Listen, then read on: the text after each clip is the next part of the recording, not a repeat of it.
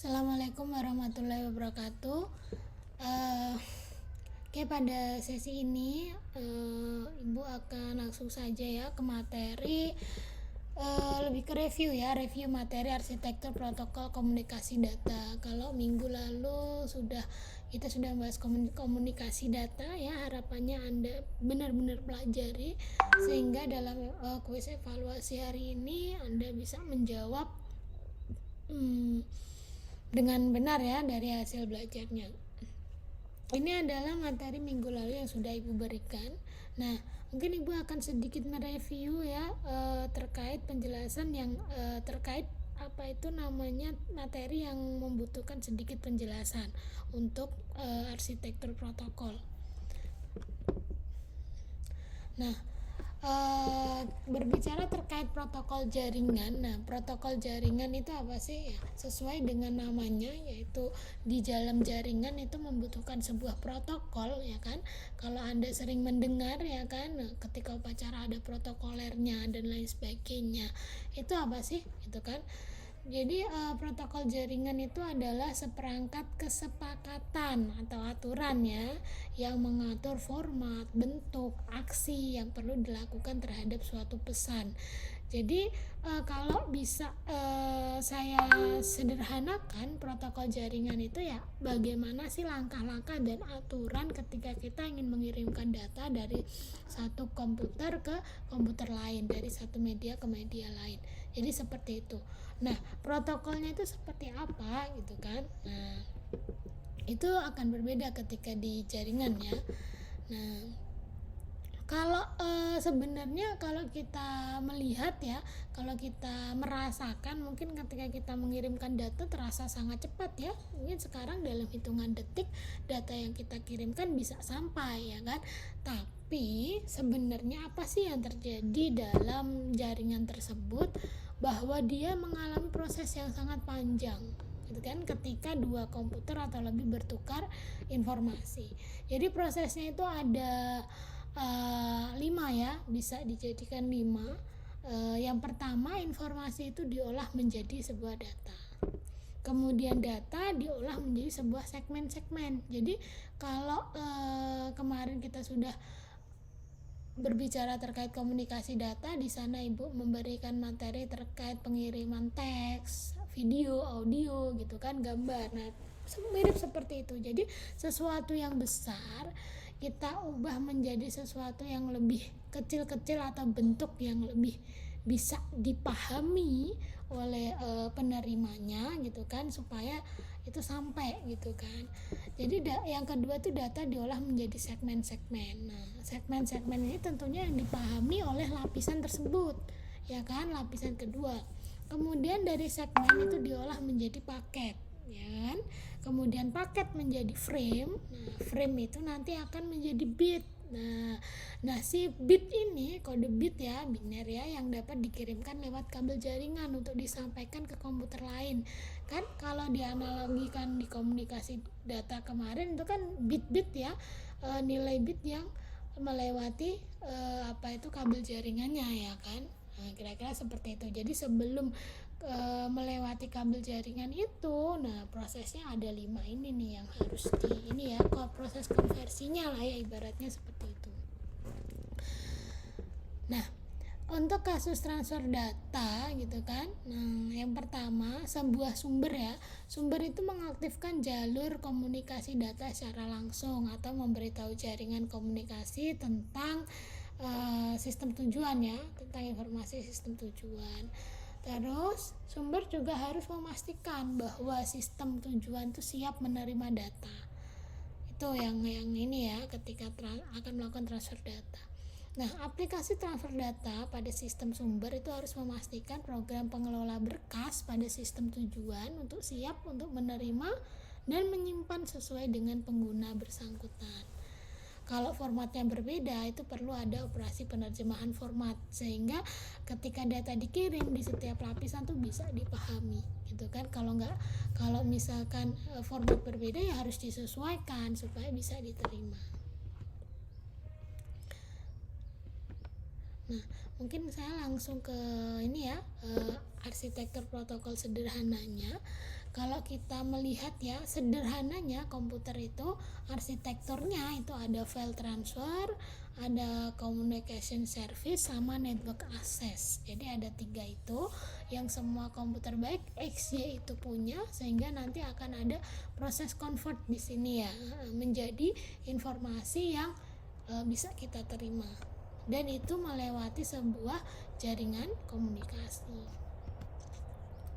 Nah, untuk secara detail bahwa lapisan protokol tadi itu ada yang namanya lapisan fisik. Nah, itu yang dekat dengan kita. Kemudian lapisan network access, lapis internet, lapis transport atau host to host, dan terakhir ada lapis aplikasi. Nah, apa sih maksudnya di sini kok berlapis-lapis ya untuk protokol itu gitu kan? Sebenarnya ini kalau praktiknya ya kita memahaminya ya dia sudah dikonversi menjadi bit aja, dan dia sudah ditransferkan melalui media ya, media jaringan. Akan tetapi kita perlu tahu secara teoritis bagaimana sih si data ini memang bisa ditransferkan gitu kan, apakah memang dia langsung ditransferkan atau memang ada apa itu namanya step-stepnya gitu kan.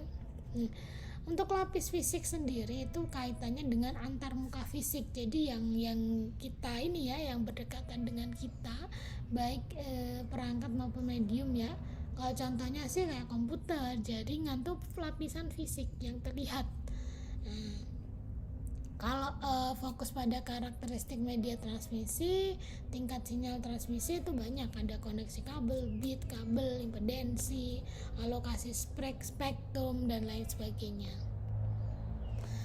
Nah, kalau lapis akses jaringan itu berkaitan dengan pertukaran data antar sistem di akhir dalam jaringan yang sama, jadi termasuk akses perutuhan.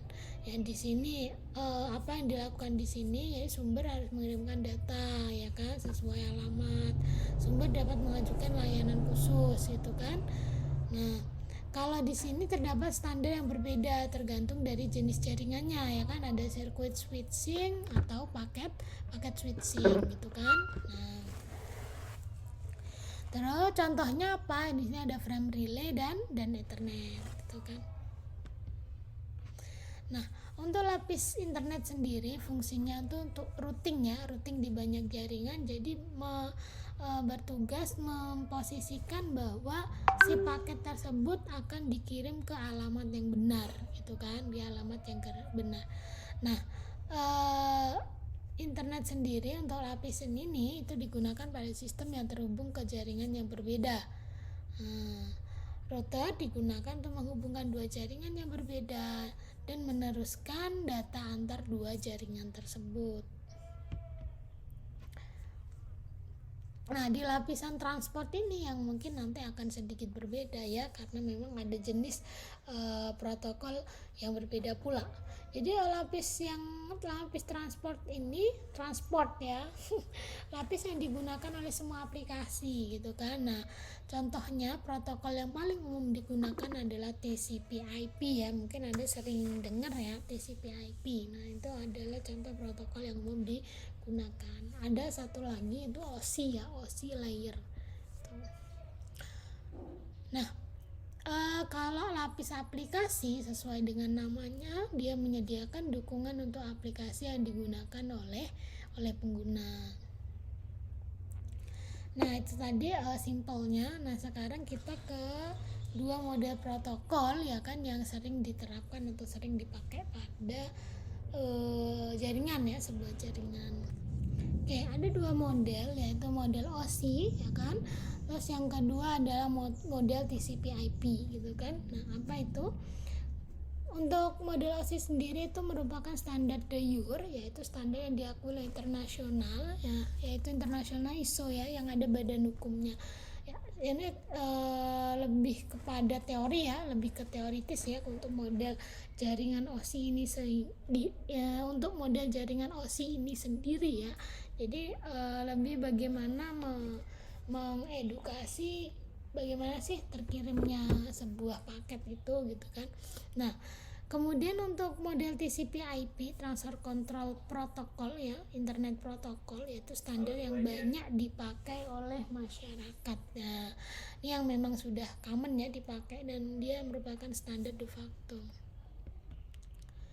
Nah, ini adalah model OSI. Nah, model OSI itu ada 7 lapisan. 7 lapisannya bisa kita lihat di sini ya. Nih. Ada lapisan yang pertama, kalau kita dilihat di sini ini sama aja semuanya ya.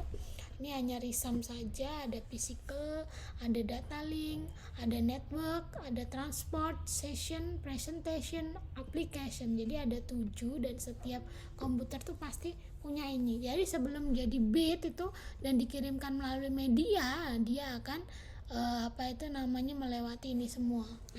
Nah, kalau ini skema peer to peer ya, karena dia satu komputer dengan komputer lainnya gitu kan, peer to peer.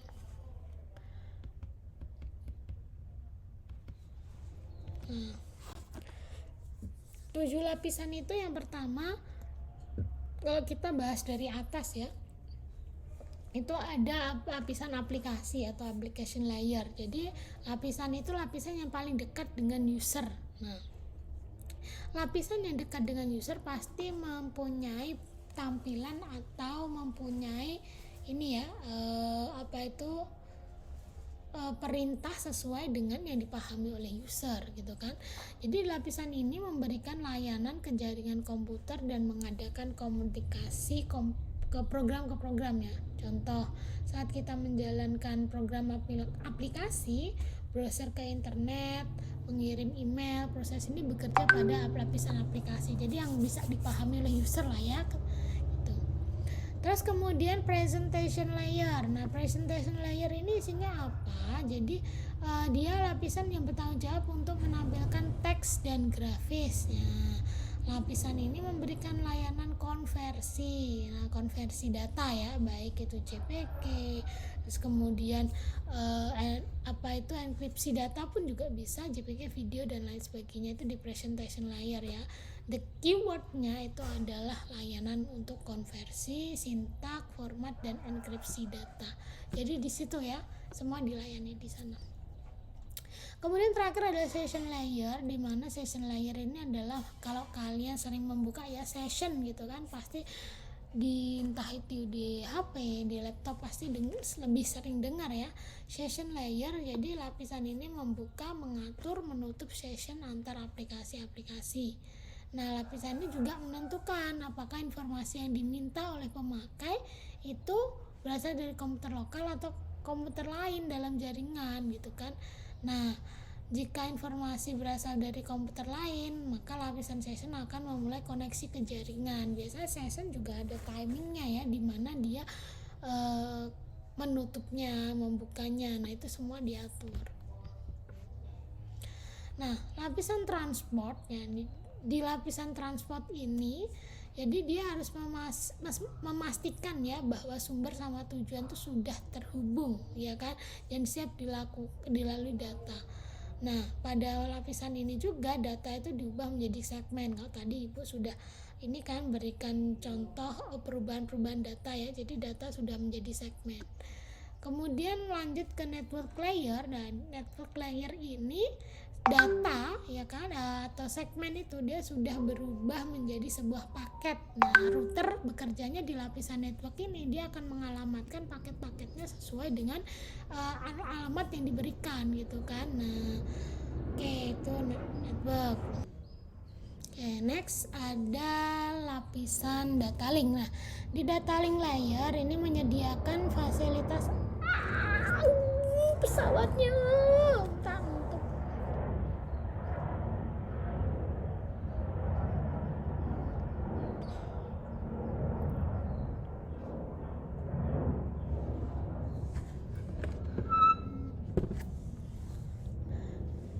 selanjutnya ada lapisan data link layer. Jadi lapisan ini menyediakan fasilitas alamat hardware dan mengolah paket menjadi frame. Jadi paket menjadi frame itu sudah ada di data link. Nah, sedangkan frame ini dia sudah ditambahkan informasi mengenai alamatnya. Jadi kalau tadi masih paket data, kemudian dengan adanya bekal informasi ini router akan memparsing ke alamatnya, kemudian data link ini dia sudah menjadi frame yang di situ sudah ada alamatnya.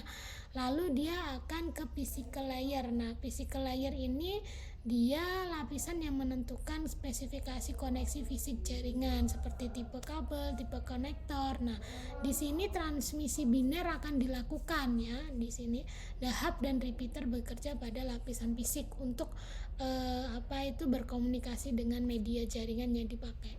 Tuh.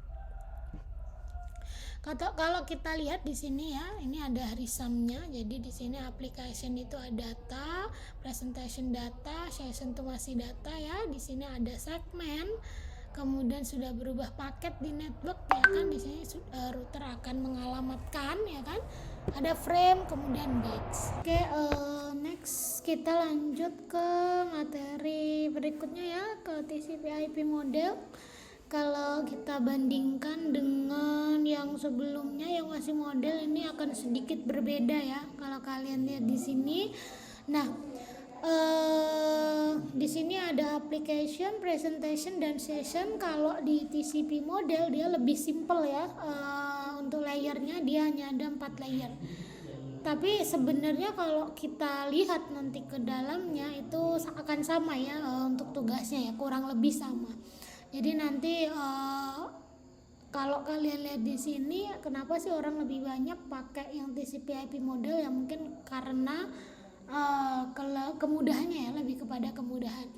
Jadi kalau layer yang ada di TCP/IP itu ada application, ada transport, ada internet, dan network access ya. Nah, di sini memang kalau dibandingkan ya, untuk application, presentation, dan session itu diwakili dengan application. Untuk transport ini sama ya. Nah, network dan internet ini sama. Dan data link physical ini kalau di TCP dia network access ya. Nah, untuk penjelasannya tadi sudah Ibu jelaskan di atas ya. Kalau application itu seperti apa, transport, internet, dan network access. Jadi untuk fungsinya sama. Nah, kalau di sini bagaimana proses untuk TCP/IP ya.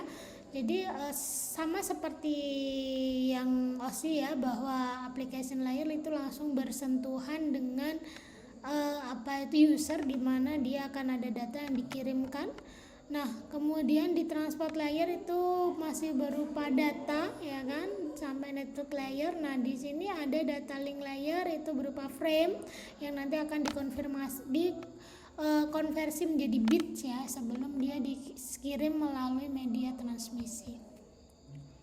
Nah, kalau kita analogikan proses komunikasi data ya kan, di sini ada data, kemudian data itu nanti akan diisi alamat. Nah, seperti kita mengirim surat lah ke kantor pos. Jadi data atau surat tersebut harus ada alamat penerima ya, supaya sampai tujuan. Itu merupakan syarat. Nah, dari sana ya kan, nah nanti akan sampai surat tersebut setelah dialamatkan oleh post office. Nah, di sini ada media transmisinya nih. Ada yang pakai pesawat, kapal, ataupun mobil ya kan, sampai kepada post office tujuan. Nah, jadi dia tidak langsung ke penerima, karena istilahnya yang memahami bahasa kantor pos ya kantor pos begitu kan, sehingga dia tidak langsung ke penerima, tapi ke kantor pos penerimanya, daerah penerima. Nah, dari sini akan sortir gitu kan. Nah, akan disortir alamatnya mana, baru akan sampai ke penerima berupa data lagi atau surat gitu kan. Ini analogi proses komunikasi. Jadi seperti itu. Nah, ini sudah saya jelaskan ya tadi. Nah, ini pengiriman paket. Kalau di sini pengiriman paket dari argon ke neon ya. Nah, di sini nanti akan ada IP ya, kita bilangnya IP yang kemudian dia berbentuk frame, terus kemudian melewati router. Pada router ini akan diparsing alamatnya kemana dia membutuhkan, ya kan, kemana dia diadreskan. Nah, di sini dia sudah membawa MAC address-nya ke dalam Ethernet network ini, ya tinggal mengalamatkan kepada penerima. Nah, ini masih berupa frame ya, masih berupa frame. Nah, kemudian dia akan sampai kepada penerima. Nah, kira-kira seperti itu untuk penjelasan dari ini ya, arsitektur protokol layer. Mungkin next kita akan berbicara lebih detail terkait dengan TCP/IP dan apa itu namanya OSI layer ya. Kalau ini hanya penjelasan secara general saja. Oke, sekian dari saya. Terima kasih.